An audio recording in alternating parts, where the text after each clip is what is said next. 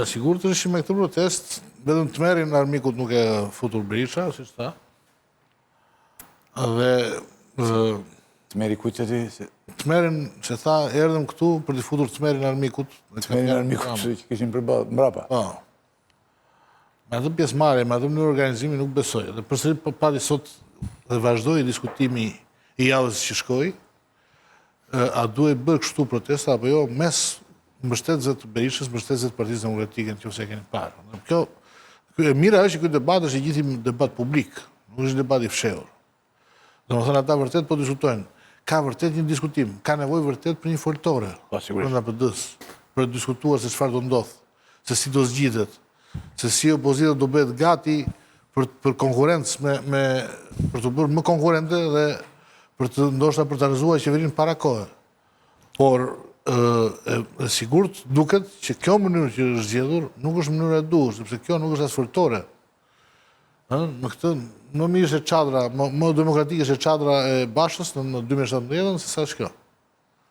Pra nuk kemi një dialog mes shoqërisë dhe Partisë Demokratike, publik, që zhvillohet aty, ku pranohen gjithë ato fakte që ata i përmendin, ose ato që ne dim, dhe pastaj flitet për një zgjidhje, se si do zgjidhet kjo, si do zgjidhet për shembull që Shqipëria në kushtet e një korrupsioni të thellë, në kushtet kur qeveritarët nuk e kanë më besueshmërinë, kur njerëzit shohin te çdo qeveritar një hajdut, si mund të shkohet në zgjedhjet parakohshme? Sepse këta përveç se janë kështu, as të riqen. A mund të arrijnë zgjedhjet e parakohshme? Çfarë duhet bëjë opozita për të arritur këtë? Çfarë duhet bëjnë ndërkombëtarët për të arritur këtë, ose bashkëveprimi opozitës ndërkombëtar për të arritur këtë? Çfarë duhet bëjnë qytetarët për të arritur këtë nëse nuk e kanë bashkëveprimin me ndërkombëtarët?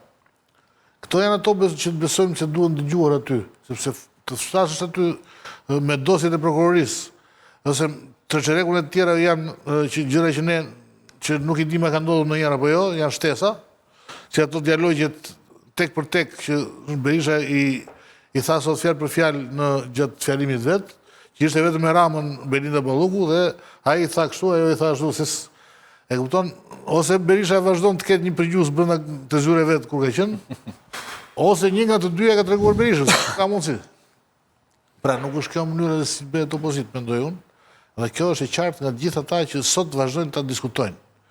Por ama është domosdoshme që opozita të fillojë një dialog me qytetarët, me të gjithë faktorët dhe brenda vetes, të rishikoj veten dhe të gjendet një mënyrë se si mund të luftohet kjo kleptokraci që na ka pushtuar dhe që funksionon në mënyrë autokratike dhe ka zgjesuar zgjedhjet. Qofse Partia Demokratike do të udhëheq një shoqëri drejt orientimit vet për të rrëzuar një qeveri autoritariste, nuk mund ta bëj kështu. Që të njëjë si një çet dumbabiste aty, nga do të Xhia Milit, që ulen aty, kapin me një çifte dhe shajnë, në atëherë merrin çiftet, tani shajnë para kryeministrisë. Aty duhet të jenë njerëz që nuk bërtashin Sali Berisha. Duhet vinë njerëz që dyshojnë te Sali Berisha. Duhet vinë njerëz që dyshojnë te Partia Demokratike. Duhet vinë përfaqësues partive të tjera ose përfaqësues partia fare, që të flasin dhe të bëjnë të foltore dhe dialogun që duhet dhe që mungon. Në qoftë se do mbledhen ata 5 mbështetësit e PD-s, të Berishës, dhe të bërtasin Sali Berisha, ndërkohë që ky thotë ne do ta mundim pas 12 vjetësh dështim, ajo nuk mund të frymëzojë, besoj unë, dhe se nuk ka më sens, nuk ka më, domethënë, nuk ka më argumenta sot për atë. Nuk ka argumenta numerik, jo argumenta ka, sa të duhesh.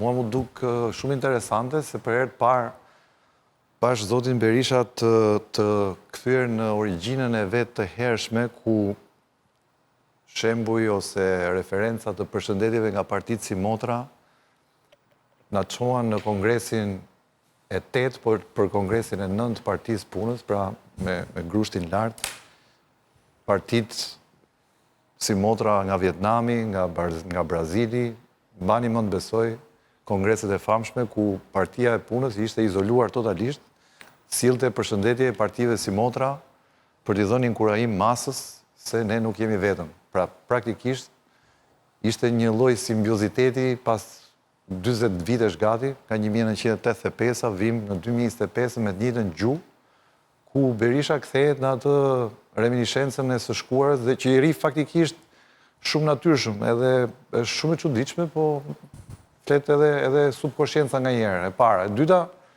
nuk korespondon forca e fjalës me atë çka referon populli poshtë. Pra, është si të kesh një makinë që bën shumë zhurmë, po ecën me shpejtësi shumë të ulët. Këtu ka një problem disproporcional midis realiteteve, po kjo është zgjedhja e Berishës që do të ofrojë këtë mënyrë, këtë lloj gjuhe, këtë lloj politike, këtë lloj opozicioni, mendon se mund të ketë sukses ose mund të krijojë efekt. Dhe s'është për të vënë dyshim se derisa mori 500.000 vota me këtë mënyrë i mori, kështu që duhet ta pranojmë kështu siç është. Duhet konsideruar thuaj. Po ta pranojmë kështu siç është. Jo, po ka një pyetje tjetër që ato vota i merr dhe qëndron sa duhesh, po çështja është a vjen në pushtet. Po ai është pushteti i Berishës, kaq pushtet do Berisha, 500.000 vota dhe tjetër aty. Këtë do Berisha. Berisha zgjedhur zëvendës presidentit SDI, Unioni i Partive të Qendrës Djathtë. Çfarë është ky union dhe sa është i rëndësishëm me pak fjalë, apo është thjesht një simbolik? Është një union me 115 parti të Qendrës së Djathtë. Kanë mbajtur mbledhjen e tyre, kanë zgjedh 17 zëvendës president, Berisha është njëri prej tyre. Por ata të Vietnamit kameraka kanë qenë apo jo? Por, domethënë Po është bën shaka tani që është 17. po, aqen. Është President një apo janë disa? një president. Një është president. Kush është ky? Një që ka qenë kryetari i Bashkisë së Bogotës. Bogotës. Por është një union partish të Qendrës së Djathtë. Për presidenti Kolumbis ka luftuar drogën Por që në Amerikë. Tani ndërkohë jemi te momenti ku Zoti Berisha do të nisë takimet në mbështetësit një lloj si foltoret kur s'kemi gjë për këtë të zëvendës president, s'kemi çfarë themi apo jo. Po mirë, një post është ai. Post, është një detyrë.